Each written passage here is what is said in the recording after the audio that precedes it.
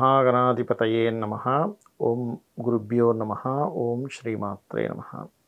పరమేశ్వర స్వరూపమైనటువంటి జ్యోతిష, వాస్తు మరియు ఇతర అనేకమైనటువంటి శాస్త్రములను మనకు అందించినటువంటి మహర్షులకి నమస్కారం. హయగ్రీవ హయగ్రీవ హయగ్రీవేతి యోపదయత్ తస్య నిస్సరతే వాణి జనోకన్యా ప్రవాహవత్. అరుణాం కరుణాతరంగితాక్షీం ధృతపాశాంకుశపుష్పబాణచాపాం అనిమాదిభిరావృతాం మయూకైః అహమిత్యేవ విభావయే భవానీం. శ్రీమాత్రే నమః. ప్రేక్షకులకి ఆ లలితాంబిక అమ్మవారి యొక్క అనుగ్రహం పరిపూర్ణంగా కలగాలని మనస్ఫూర్తిగా కోరుకుంటూ మనం ఈరోజు చెప్పుకోబోయేటువంటి టాపిక్ ఏమిటి అంటే లలితా సహస్రనామాలకు ఉండేటువంటి అర్థము మరియు వాటి వల్ల కలిగేటువంటి ఫలితములు మరియు వాస్తు సంబంధమైనటువంటి చెప్పుకుంటున్నాం. అయితే ఇక్కడ ఇవాళ చెప్పుకోబోయేటువంటిది మూలాధారైక నిలయ, మూలాధార చక్రము. మనకి ఆఖరి కింద భాగంలో ఉంటుంది, సీట్ భాగంలో కింద వెన్నుముక్క తీసుకుంటే వెన్నుముక్కలో ఆఖరి కింద ఉండేటువంటి దాన్ని మూలాధారము అంటారు. మూలాధారైక నిలయ అంటే మూలమైనటువంటి ఆధారం ఏదైతే ఉందో అక్కడ ఉన్నటువంటి అమ్మవారు దేన్ని ఛేదిస్తుందట? బ్రహ్మ గ్రంథి విభేదిని. అంటే గ్రంథి అనగా ముడి అనమాట. జీవుణ్ణి పరమాత్మ నుంచి వేరు చేసేటువంటి గ్రంథులు 3 ఉంటాయి. ఆ 3 గ్రంథుల్లో మూలాధార నుంచి పైన ఒక ముడి ఉంటుంది, దాన్ని బ్రహ్మ గ్రంథి విభేదిని. ఈ ముళ్ళు ఉన్నంతసేపు ఏంటంటే మనిషి ఒక దీంట్లో ఉండిపోతాడు, అంటే ఒక అజ్ఞానంలో ఉండిపోతాడు. అదే లోకం అనుకుంటాడు, ఇది మించి ఇంకోటి లేదనుకుంటూ ఉంటాడు. ఎవరైతే రెగ్యులర్గా లలితాసహస్రనామాలు చేస్తూ ఉంటారో, ముఖ్యంగా ఈ నామాన్ని ఎవరైతే చేస్తారో మూలాధారైక రసిక బ్రహ్మగ్రంథి వివేదిని అంటే బ్రహ్మగ్రంథిని ముడిని విప్పుతుందట. అక్కడ ఒక ముడి ఉంటుందట మనకి మూలాధార చక్రం పైన. దాని తర్వాత తీసుకున్నట్లయితే మణిపూరాంతరుదిత, మణిపూర చక్రం ఇక్కడ ఉంటుంది కదండి. మణిపూర చక్రం దగ్గర నుంచి దానిపైన విష్ణు గ్రంథి విభేదిని అంటే ఒక్కొక్క స్టెప్ బై స్టెప్ ఒక్కొక్క ముడిని విప్పుకుంటూ వస్తుంది సహస్రారాన్ని చేరుకోవాలంటే. అంటే మూలాధారానికి అధిపతి ఎవరు? గణపతి. మీరు బాగా అర్థం చేసుకోండి. ఫస్ట్ మీ మూలాధార చక్రం అంటే గురువు ద్వారా, గురువు యొక్క ప్రాక్టీస్లో తెలుసుకోవాలి. అది ఎలా చేయాలి, చక్రానికి సంబంధించినటువంటిది ఎన్నో పరీక్షలు పెట్టి తర్వాత ఇస్తారు నిజమైన గురువులు. ఆ రకంగా ముందు మీకు మూలాధార చక్రం కనుక యాక్టివేషన్ అవ్వాలంటే మీరు ఫస్ట్ దేన్నైనా సరే యాక్సెప్ట్ చేసేటువంటి గుణం ఉండాలి. దేనికైనా సరే మీరు ఇమిడిపోయేటువంటి గుణం ఉండాలి.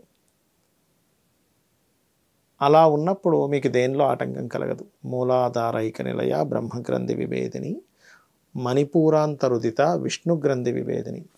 మణిపూర చక్రం కమలం యొక్క అంత లోపల ఉంటుంది, అంతే హృదయ కమలం యొక్క లోపల ఉంటుంది అమ్మవారు. అయితే ఇక్కడ ఈ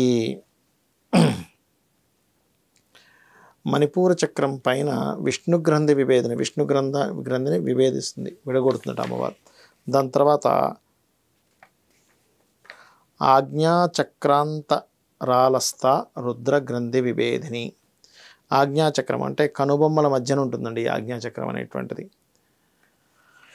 ఆ ఆజ్ఞాచక్రం అంతస్తము లోపల ఉంటుందట అమ్మవారు. ఆ లోపల ఉన్నటువంటి అమ్మవారు రుద్రగ్రంథి విభేదిని అంటే రుద్రగ్రంథి ముడి యొక్క విప్పుతుంది. అంటే ఏమిటి?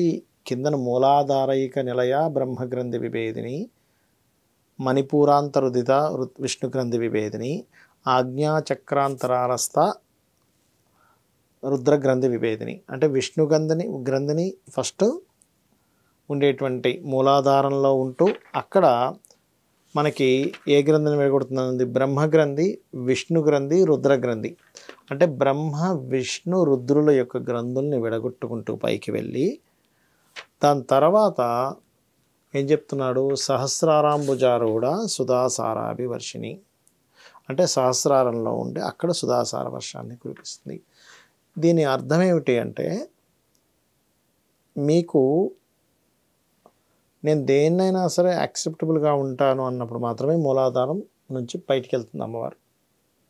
అంటే మనిషి యొక్క తత్వాలు మారుతూ ఉంటే అతనికి గ్రంథులన్నీ విడదీసుకుంటూ పైకి వెళ్తూ ఉంటుంది. తత్వాల్లో అలాగే ఉండిపోతే మాత్రం, ఇదే లోకము ఇదే మాయలో ఉండిపోతే మాత్రం ఆ గ్రంథులు ఎప్పటికీ విడవవు. మనిషి ఇంకొక లోకాలకి వెళ్ళడానికి కానీ కైవల్యం చెందడానికి కానీ మోక్షం చెందడానికి కానీ అర్హుడు అవ్వడు. ఇది బాగా అర్థం చేసుకోండి. అంటే కేవలం పూజలు చేయడం మాత్రమే కాకుండా మన తత్వంలో కూడా మార్పు రావాలి. అంటే ఏమిటి? ఆలోచన విధానంలోని కామ క్రోధాది వికారాలను వదిలేయగలగాలి. ఒక్కొక్కసారి వస్తూ ఉంటుంది, కోపం వస్తూ ఉంటుంది. కోపం వేరు, కామం వేరు.